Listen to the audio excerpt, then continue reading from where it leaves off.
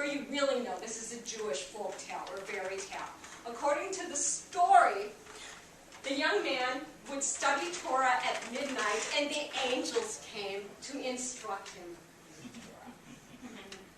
This is where the Spanish part of the story comes in now, because there's a little romance.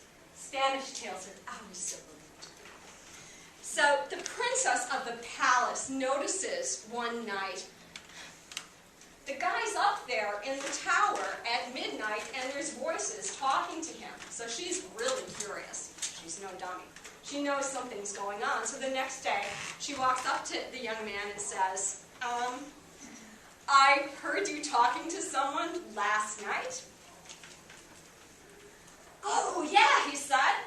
I was studying Torah, and the angels were teaching me.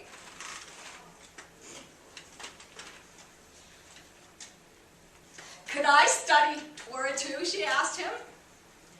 Well, she was pretty surprised when he said yes, and she was even more surprised that when they were studying Torah together, angels actually came. So, of course, they grew close together through Torah study, because it's a little romance in this story. And of course they decided to marry, and of course the king and the queen are very, very happy about this, because after all, it is a nice Jewish book. Nice Jews have a reputation.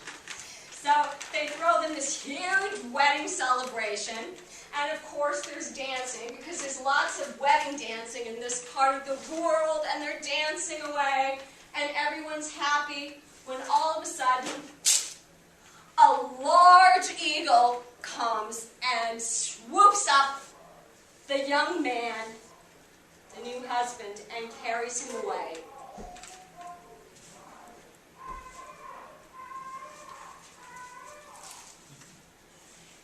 And deposits him in a garden with big pink oleander and trumpet-shaped hibiscus and Frillia acacia-like flowers. He was back home, but all was not well. Now, fairy tales and folk tales aren't always nice, and this is the not-so-nice part of the story, and I'm not sure why it's there or what it means. But I do know this. There was a magic flower, and it was waiting there the whole time, ready to heal someone. But can it heal somebody who's been in exile? Can it heal somebody who has a broken heart after being forced away from their new wife? I don't know. You know, you can't just go away and come back. You're going to be sick if you do that, and the young man was very, very ill. You can't just come back. Back.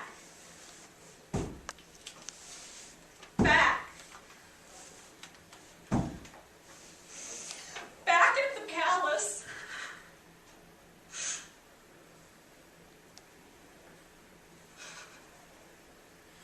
The princess, the new wife, was beside herself. She was mourning, grieving. She had lost her husband, her brand new husband. He was gone, she thought.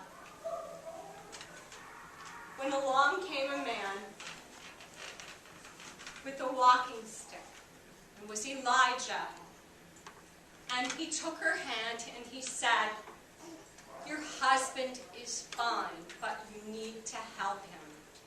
And he also told her about the magic flower. So the princess left. She traveled, I guess the phrase is far and wide, until she found the casa that her husband had told her about.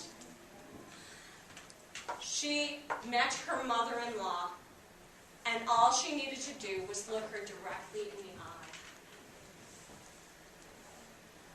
And the mother was stunned, and she realized she had forgotten completely about the magic flower.